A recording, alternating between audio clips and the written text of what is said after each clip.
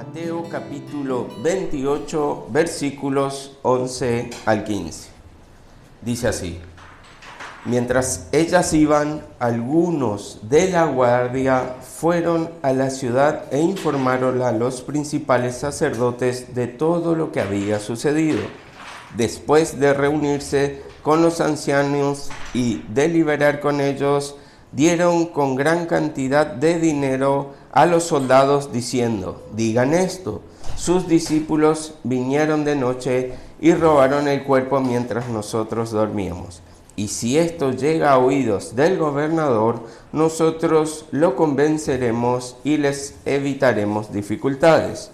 Ellos tomaron el dinero e hicieron como se les había instruido, y este dicho se divulgó extensamente entre los judíos hasta hoy. Vamos a orar una vez más. Señor, te pedimos que te glorifiques esta mañana, que tu palabra sea predicada, que tu verdad pueda transformar nuestros corazones, que tu Espíritu Santo pueda llevarnos, revelarnos, iluminarnos aún más de ti, de tu voluntad, de quién eres para nosotros. Te pedimos, Señor, todo esto en el nombre de Jesús. Amén y amén. Podemos bajar el... porque va a salir en el retorno.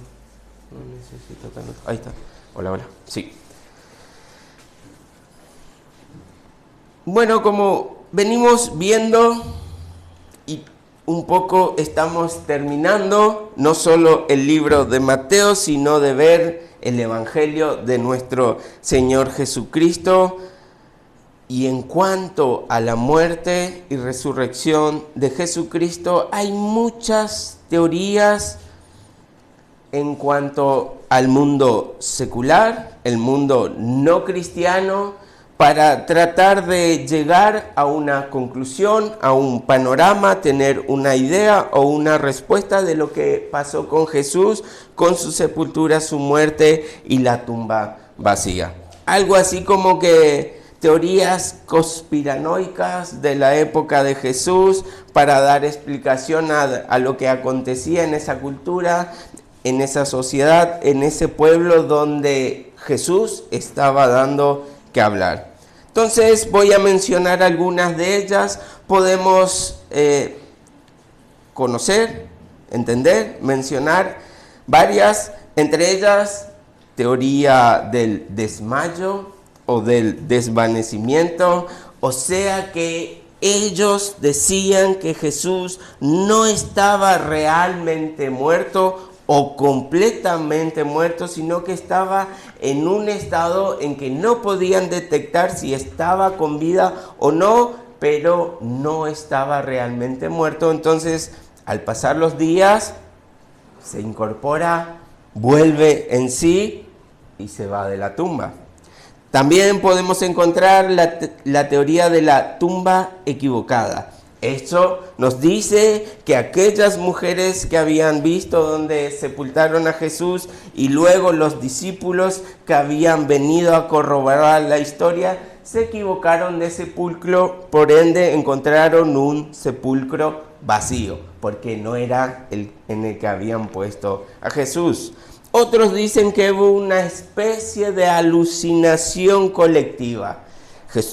Jesús murió, los discípulos quedaron profundamente afectados por esta pérdida de su gran maestro. Entonces algunos empezaron a tener en este estado de emociones alteradas experiencias visionarias posteriores a la muerte de Jesús, donde interpretaron que esas apariciones eran apariciones del mismísimo Jesús, y posteriormente surge la creencia de su resurrección corporal. Teoría de la leyenda: se cree que Jesús realmente murió, no pasó más que eso, pero al pasar del tiempo, poco a poco fueron naciendo una leyenda de Jesús, incorporando y trayendo a la idea cultural que él había resucitado, y así de a poco al pasar los años fueron fortaleciendo esta teoría y se hizo fuerte hasta el día de hoy.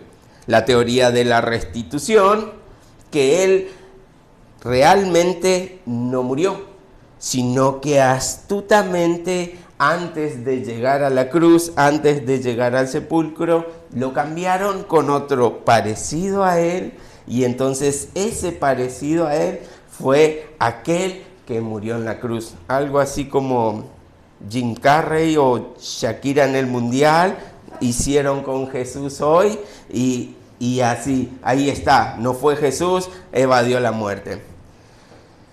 Y claramente una teoría de resurrección espiritual, que Jesús realmente no resucitó en cuerpo físicamente, sino que los discípulos en realidad querían decir con esta enseñanza que Jesús resucitó espiritualmente y él seguía vivo al lado del Señor, pero en sus corazones representados.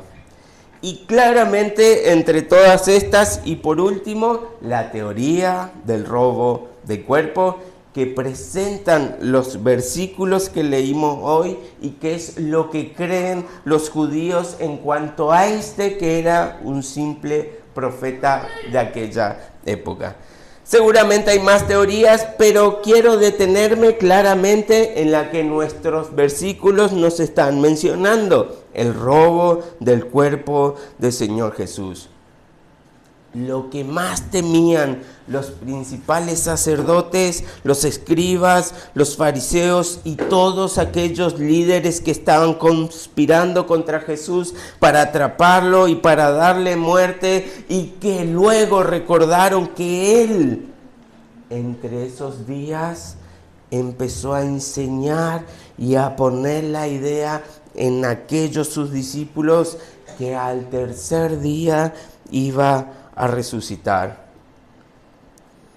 Entonces, con esto en mente, custodiaron la tumba del Señor. Aún sin entenderlo, él había mencionado cuando les decían: destruyan este templo y en 3 días lo levantaré. Así que, por esto, porque ellos querían evitar que se promulgue y se anuncie que este hombre había resucitado como él había dicho, aseguraron como podían y de todas las formas conocidas esa sepultura, donde pusieron una piedra, donde la sellaron, donde habían guardias custodiándola.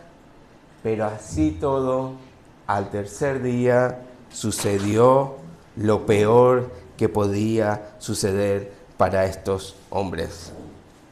Allí los guardias se presentan ante el Sanedrín luego del terrible evento que acababan de presenciar. Ellos, aún temblando de miedo, empiezan a contar: estábamos allí, un ángel descendió de los cielos con un resplandor como nunca antes lo habíamos visto, sus ropas blancas, la piedra fue movida sin esfuerzo, el sepulcro vacío, toda aquella tierra tembló, y nosotros del pánico, de miedo, temblando hasta los huesos, caímos como muertos en todo esto que estaba pasando.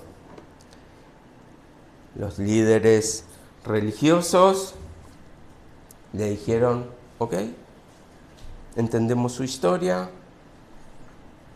pero ellos realmente querían transmitir: esto es algo que nunca hemos presenciado. No podemos entender que fue simplemente una alusión, una ilusión, un parecer, un sentimiento. Estos hombres habían temblado y desmayado de miedo. En cierto, tenían lo que habían visto. Muchos de ellos ya habían presenciado muchas crucifixiones, muchas veces estuvieron en muchos funerales, muchas muertes y muchos entierros. pero nada igual como había acontecido con ese maestro, el que se decía el rey de los judíos.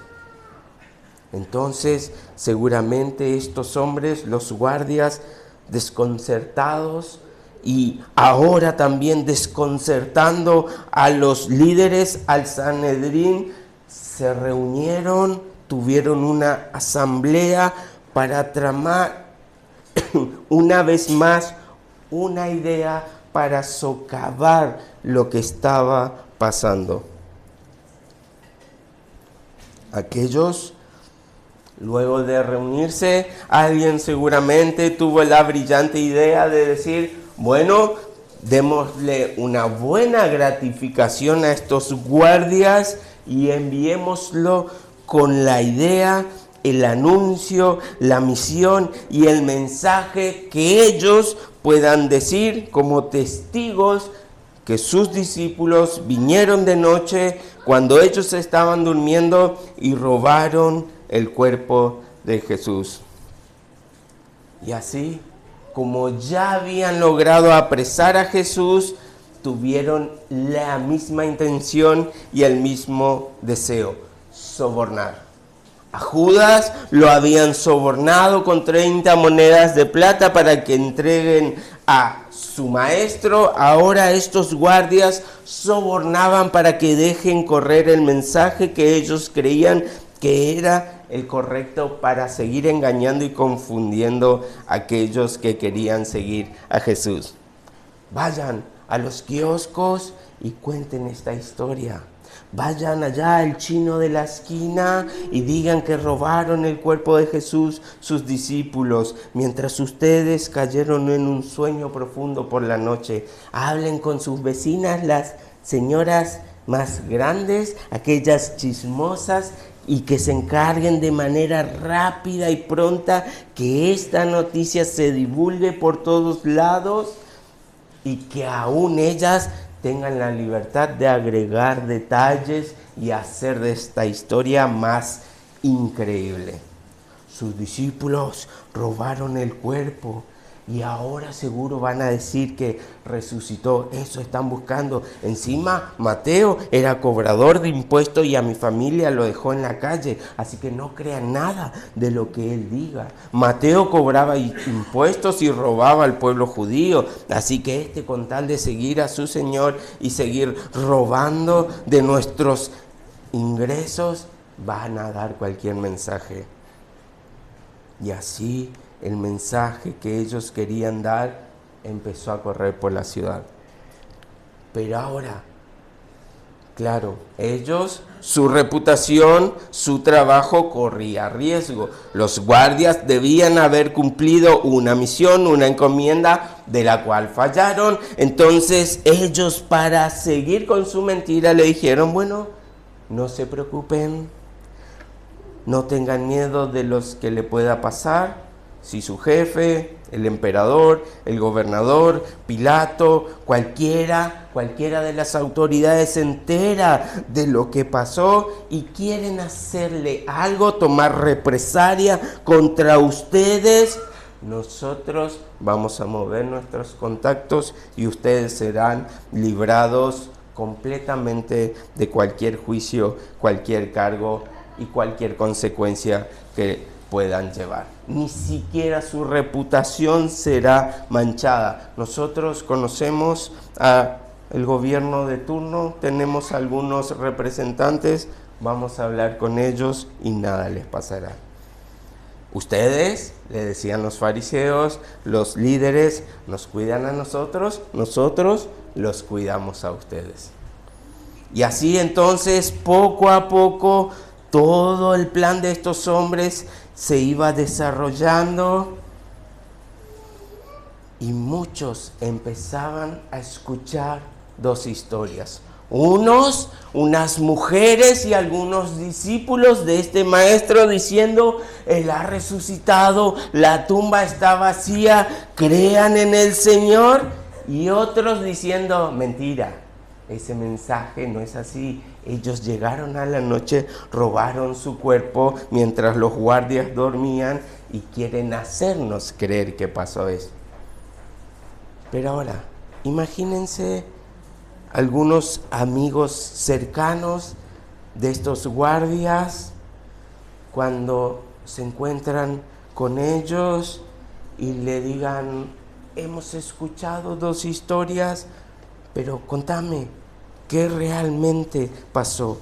¿Qué es todo este revuelo por la ciudad? Que unos dicen que resucitó y que otros dicen que simplemente robaron su cuerpo. Y ellos, para mantener su reputación y el acuerdo que habían tenido, sí, eso pasó. Robaron el cuerpo de Jesús mientras nosotros dormíamos por la noche. Entonces ellos astutamente llegaron ahí y bueno, ¡zas! Toda la historia. Y bueno, tal vez ellos: perfecto, está bien, te creo, no creo que vos me mientas. Ahora que lo escuché de tu boca, vos que estuviste ahí, me quedo más tranquilo. Pero pasando el día y muchos de ellos recapacitando en lo que decían, en lo que le contaron, tal vez empezaron los cuestionamientos y las dudas. Vos me dijiste que en la noche, mientras dormían, se llevaron el cuerpo, sus discípulos. Sí, así sucedió, decían los guardias. Y muchos, tal vez ya en ese momento, habiendo analizado todo esto, atónitos y con asombro, tal vez le podían decir: o sea que, déjame entenderlo, tal vez 5 guardias allí, 10, 15, lo que sean, que estaban custodiando esa tumba en la noche, se quedaron dormidos.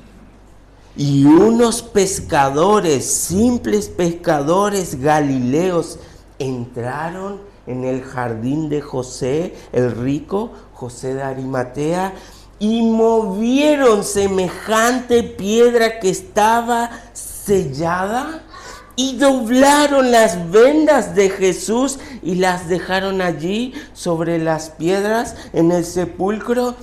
Y todo sin que ninguno de ustedes se despertara.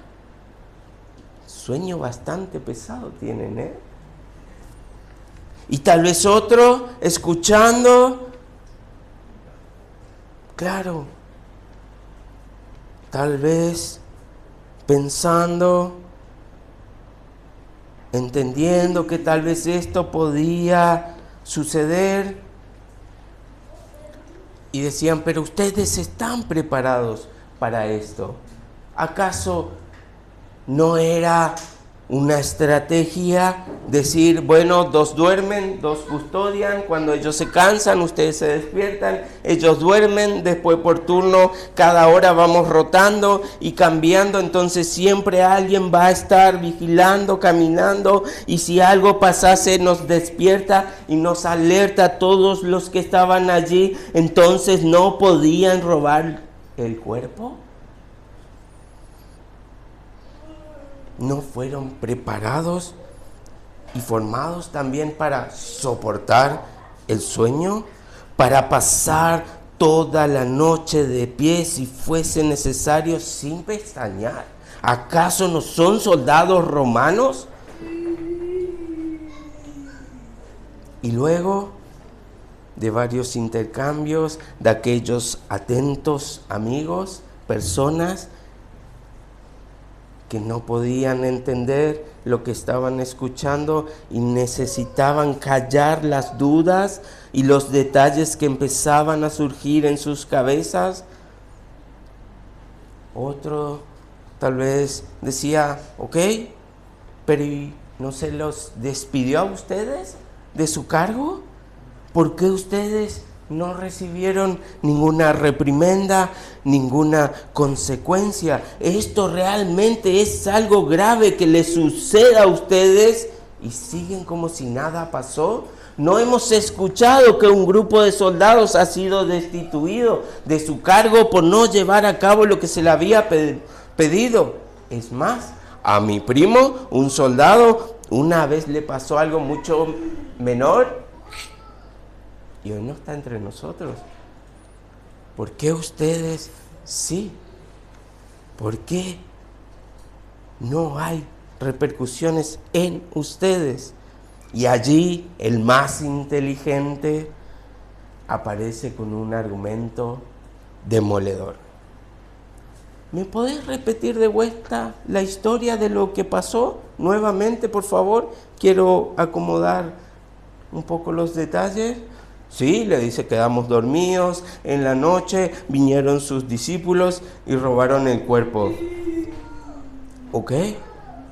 Si eso es así como lo contás, entonces déjame decirte que me estás tomando el pelo o por ignorante. Digamos que todos los argumentos que han presentado hasta este momento lo dejemos pasar. Finjamos demencia, dirían hoy. Y digamos que creemos toda esta historia que están diciendo. Pero hay un detalle que no podemos pasar por alto. Si ustedes fueron los testigos, si ustedes fueron los soldados que estaban custodiando ese sepulcro, y si ustedes se quedaron dormidos, entonces, ¿cómo saben que vinieron sus discípulos, movieron esa piedra y se llevaron el cuerpo? ¿Lo ven? No hay forma que pudieran llevar y generar un plan, una teoría para invalidar lo que realmente pasó. Eso es como yo diga, yo no ronco en la noche, y Karen me diga que no vas a roncar, pero nunca me escuché roncando mientras duermo. Claro que no lo voy a hacer porque estoy durmiendo. Y algunos chistosos me hice el dormido y nunca me escuché roncar. Entonces deja de tener sentido y la historia se empieza a derrumbar poco a poco y todos empiezan a entender que es una completa locura la historia que están queriendo hacer creer. Lo único que se podría entender, pensar o asumir que estaban sacando simples conjeturas de lo que pudo suceder si realmente pasó algo de lo que ellos decían que pasó. Así que ni esta ni ninguna de todas las teorías resulta ser razonable. Ninguna de ellas, ante un análisis detallado y estricto, puede pasar aprobada. Y por eso entendemos que la tumba está vacía y que Jesucristo vive y reina por la eternidad. Y como diría mi abuelita, entonces la mentira tiene patas cortas. La mentira nunca prevalecerá sobre la verdad, en ningún caso y en ningún momento, porque si el Señor reina y Él es la verdad, no permitirá por un momento que el mal venza sobre el bien. Pero podemos ver que la mentira es algo completamente real en este mundo, porque aquí el padre de mentira es el diablo, quien está sometiendo y guiando a todos a hacer esto. Fíjense, Juan 8:44. Ustedes son de su padre el diablo y quieren hacer los deseos de su padre. Él fue un asesino desde el principio y no se ha mantenido en la verdad porque no hay verdad en él. Cuando habla mentira, habla de su propia naturaleza porque es mentiroso y el padre de la mentira. Y aquí entonces empezamos a ver el mensaje, el tema y un punto completamente importante.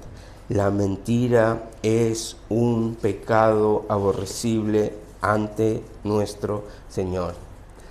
La mentira es un pecado que no debe pasar desapercibido en nuestras vidas, no importa qué tan chica o grande pueda ser.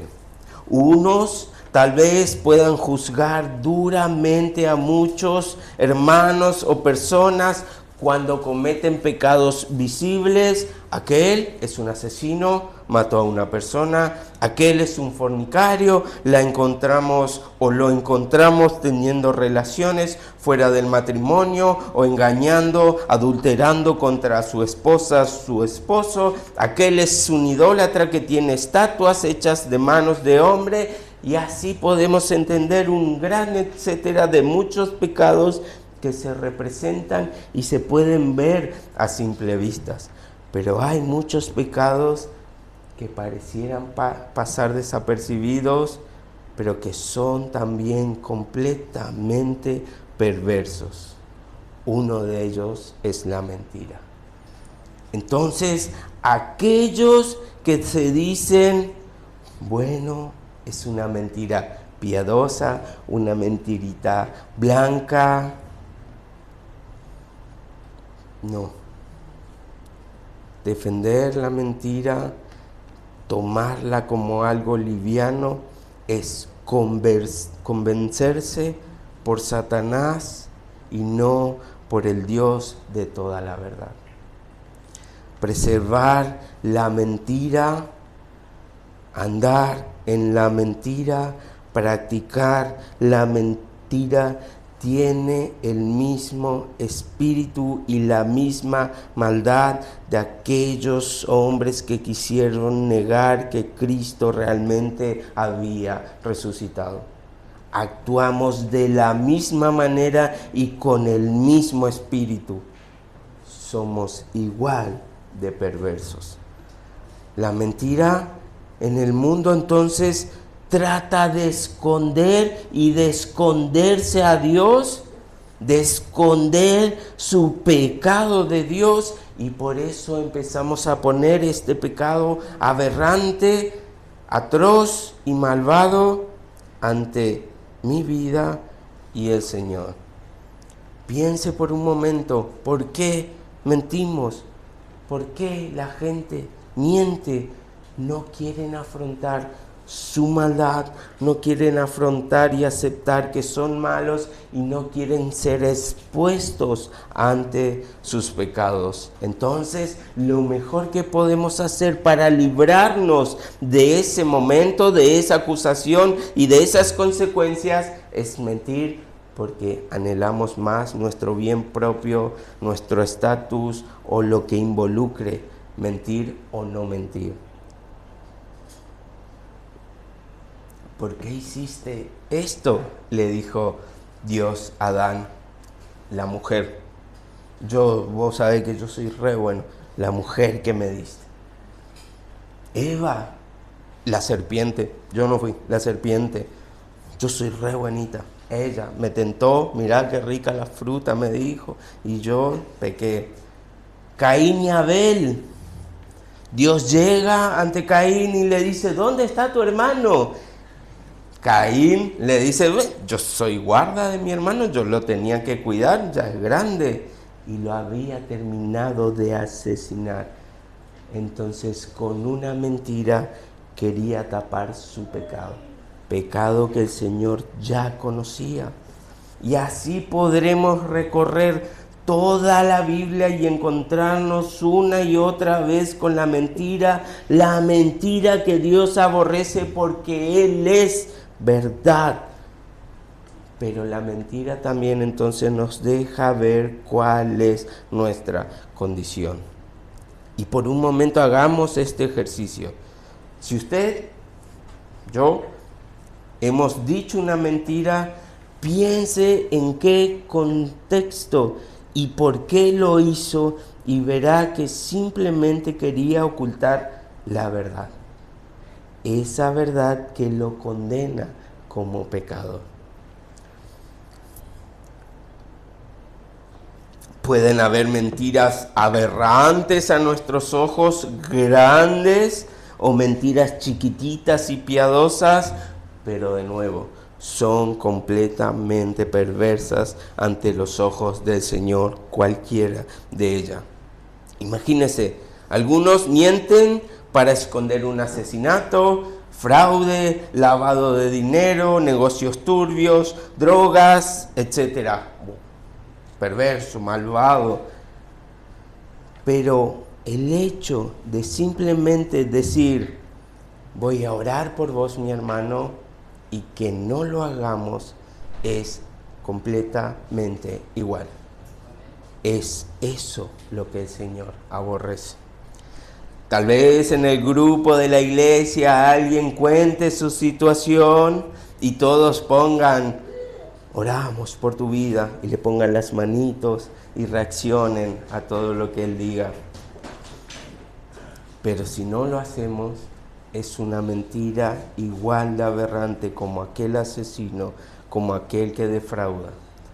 Para el Señor la mentira es del diablo, de su padre el diablo, de aquellos que actúan siguiendo las enseñanzas, aquellos que actúan motivados con el mismo espíritu de él. La misma mentira, el mismo deseo, el mismo espíritu, la misma maldad que quiso ocultar la verdad de que Cristo había resucitado de los muertos y la tumba estaba vacía, porque Él había ido con su Padre. Entonces, no se trata de ver si puedo mentir o no, o cuándo o cuánto puedo mentir. Se trata de que mentir es un pecado atroz ante los ojos de Dios porque es justo y veraz. Tal vez piense, qué terrible, estos hombres tenían todos los argumentos para creer. Si hasta este punto no habían sido convencidos por todo lo que había hecho Jesús y todo lo que había dicho, todo lo que había enseñado, esta sería la prueba definitiva para que destruyan la incredulidad en toda la humanidad. Ahora estos hombres podían decir, la tumba está vacía. Entonces este hombre era quien decía ser. Nadie puede vencer a la muerte sino Dios. Entonces este hombre era Dios. Pero ellos en su maldad, en sus deseos de mantener su poder, de mantenerse siendo populares ante las personas, siendo los grandes representantes religiosos, pero deseando ir en contra de la verdad más grande de todos los tiempos, mintieron. En su duro corazón, viendo todos los argumentos posibles, no aceptaron la verdad, prefirieron la mentira. ¿Cómo ir en contra de un argumento que no tiene forma alguna de evadirlo? ¿Cómo en una mente puede llegar la maldad a eliminar todo aquello que me dice esto es cierto, esto es la verdad, y simplemente evitarlo? Tal vez aquellas personas que estaban en el oídas de lo que estaba sucediendo, tal vez ellos podían ser confundidos y engañados, pero estos hombres, guardias, líderes que estaban presenciándolo todo de primera mano, siendo testigos oculares, ellos viendo a Jesús resucitar, ellos escuchando que ella había dicho que esto iba a suceder, ellos escuchando que sus discípulos, sus seguidores estaban validando que él lo había hecho, ellos que escucharon que la piedra fue corrida, que un ángel había descendido, que la tumba ya se encontraba vacía, que hubo un gran terremoto, aún así decidieron mantener la mentira. Entonces el mensaje es claro: Si nosotros tenemos esta misma actitud, si nosotros acudimos a la mentira, estamos tratando de hacer mentiroso a Dios. ¿Por qué faltaste, hermano, el domingo? No, pastor, sabe que me enfermé. Por no decir, me dormí. Mentira. Hace mucho tiempo estaba excedido en alcohol, manejando imprudentemente una moto. Nos caímos porque llevaba gente en la moto, todos en el mismo estado. Me lastimé la cara. Y cuando me preguntaban, ¿qué te pasó? Parecía Terminator. Yo les decía, eran 5. No sabe cómo quedaron los otros. Y si bien lo hacían chiste, esto deja ver que la mentira siempre trata de ocultar la verdad y hacernos a nosotros más grandes, mejores, y ocultar nuestra maldad, ocultar nuestra perversidad, ocultar nuestro pecado y nuestra condición. La triste verdad es que nosotros somos los malos de la película y debemos aceptarlo. Era, en mi caso, decir eso o reconocer la verdad. A mi padre yo le dije, porque justo esa noche él me prestó su moto, no, un auto se me atravesó de forma imprudente y yo tratando de esquivar me pega y caí. Y mi papá, conociéndome, sí, te creo, me dijo. Yo, imprudente, rompiendo muchas leyes de tránsito, en un estado en donde no debía ni podía manejar, claramente eso me podía acarrear muchas consecuencias aún legales, con solo confesar la verdad y aceptar la verdad. Entonces, mentimos.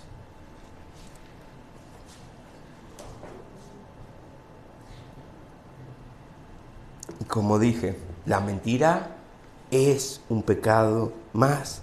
Pero ¿qué hacemos con él entonces ahora es el problema?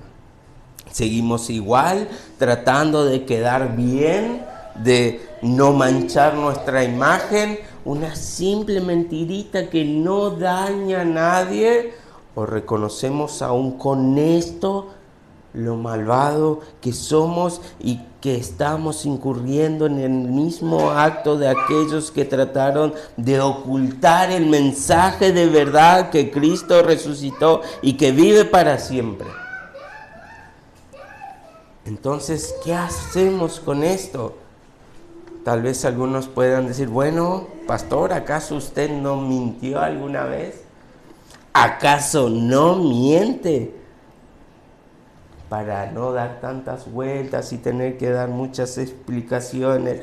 Entonces, para salir del apuro lo hace. Y la respuesta es sí. Pero el problema es practicar la mentira. Es tomarlo ligeramente. Es tener como una herramienta a mi mano para salir de apuros y solucionar algunas situaciones en las que si digo la verdad quedaría expuesto y tendría consecuencias. Es reconocer mi pecado, confesarlo y apartarme de él. Es luchar por no incurrir más en él y que no sea parte de mi vida. Mentir, mentimos todos, pero ¿qué o cómo tomamos la mentira es el problema? Entonces, luchar para no caer en pecado, también entonces ahora me demanda a vivir de manera que no deba incurrir en este pecado. Entonces, no solo que ahora no quiero mentir, sino que voy a hacer las cosas para no mentir.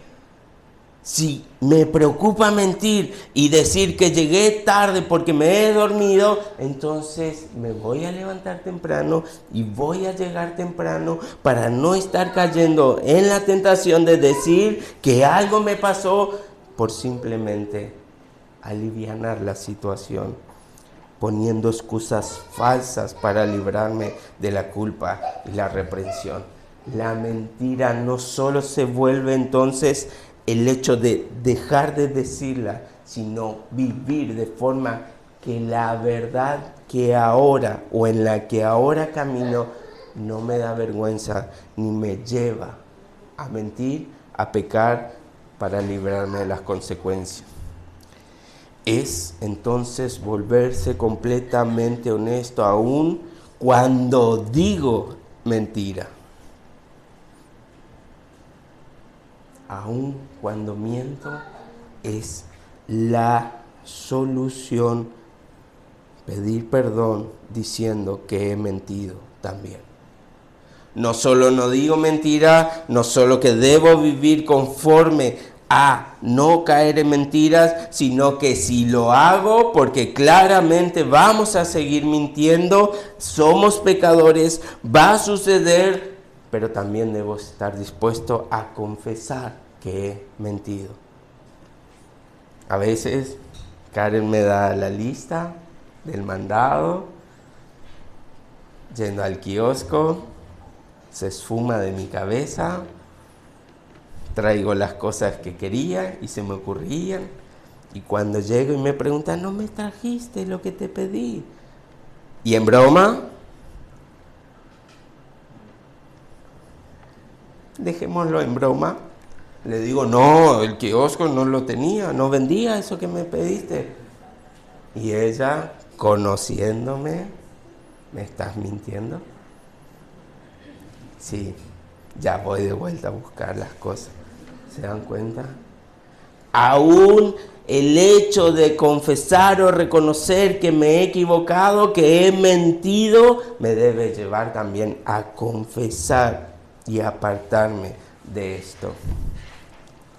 Y así con toda relación, así en mi propia vida, todo va a ser transformado poco a poco y voy a poder caminar en la verdad y aún alejarme de aquellos actos que me pueden llevar a mentir. Por eso el Señor dice y enseña que ya no haya juramentos en su vocabulario, que su sí sea sí, que su no sea no, que tengan una forma de vivir, una manera de vivir, que todos puedan ver que hay verdad en ustedes, que no están ocultando nada, que no necesitan mentir, que no se necesitan jurar por nada para decir que están diciendo la verdad o para confesar que están mintiendo sobre algo. Mantener la mentira, entonces, es rechazar el Evangelio. El Evangelio nos dice que somos pecadores. Pero con la mentira yo quiero tapar el sol con un dedo y decir, no, yo no me equivoqué. No, yo no pequé. Yo no fui. Yo soy inocente. Entonces aún esto se puede volver el testimonio para predicar de Jesús. Sí, somos pecadores. Sí, lo confieso, somos mentirosos. Por eso necesitamos un Salvador. Aún esto, Él puede limpiar en nuestras vidas. Por eso necesitamos la sangre de un inocente para que limpie mi maldad. Tarde o temprano vamos a mentir, pero Él nunca mintió. Él se hizo cargo de la maldad. Él venció al padre de la mentira y Él lo borra de mi cuenta si lo acepto y lo confieso. Pero siempre y cuando comience aceptando la verdad que el cuerpo fue resucitado. Siempre y cuando pueda ver que la tumba está vacía. y que esa es la verdad. Que mi Señor resucitó de entre los muertos. Él vive y reina por toda la eternidad a la diestra del Padre y me recibirá cuando yo parta de esta vida, porque Él no miente y eso me ha prometido. ¿Lo ven? Si nosotros hacemos a Dios mentiroso, ¿cómo podremos confiar en una salvación que probablemente pueda ser verdad o no? Dios no miente. Y aunque yo siga pecando, Él intercede por mí ante Dios el Padre para ser declarado justo aquel día. La mentira no es parte del Evangelio, pero me puede llevar a Él. Debemos entonces reconocer nuestra maldad, arrepentirnos y alejarnos de ella como todo otro pecado. Eso mostrará entonces que realmente creemos en este Dios, porque buscaremos de toda manera y toda forma posible para recurrir una y otra vez a la verdad y no caer en la mentira. Si no, hoy es el día para arrepentirnos y cambiar nuestras vidas. Salir de acá con el único propósito de hablar solo la verdad y vivir de tal forma que no debamos mentir ni faltar a ella. Pero también reconocer ante muchos, confesar ante muchos que hemos mentido y pedir perdón. Porque entendí hoy que el Evangelio, en el Evangelio, la mentira no tiene lugar. Dejaré de mentir a mi familia, dejaré de mentir a mi pareja, dejaré de mentir a aquellos que me conocen, dejaré de mentir porque Cristo es la verdad y no podría caminar con Él de otra manera que no sea siguiendo la verdad. Por eso, a todo esto, la confesión se vuelve tan fundamental en la vida de un cristiano. Aquellos que llegan, toman valentía y dicen: hermanos, quiero confesarle mi pecado, he hecho tal y cual cosa, exponen la mentira que era su vida para ser libres, caminar en la verdad y que el Señor pueda bendecirlos con su evangelio. Hermanos, estuve ocultando tal o cual pecado y mentía y una y otra vez para ocultarlo. Pero cuidado, porque la verdad sale a la luz. Cuidado, porque todo va a ser expuesto por el Señor para mostrar la mentira y la verdad. Porque Cristo va a ser glorificado una y otra vez con la verdad. Y esa mentira va a ser vencida por amor a aquel que resucitó y dejó la tumba vacía. Por eso el mensaje de hoy es: debemos dejar la mentira y abrazar la verdad. Porque la verdad te conduce indudablemente a ver esa tumba vacía, a aceptarla, ver a Cristo que ha resucitado. Si no, simplemente te sigues mintiendo, viviendo una vida falsa que tarde o temprano será descubierta. Pero mejor es que sea aquí para tener la oportunidad de arrepentirnos y ser aceptados en el cielo, que allí en los cielos ser atrapados en la mentira y ser rechazados por aquel, la verdad, que no nos va a dar lugar ni va a tener parte con nosotros por toda la eternidad.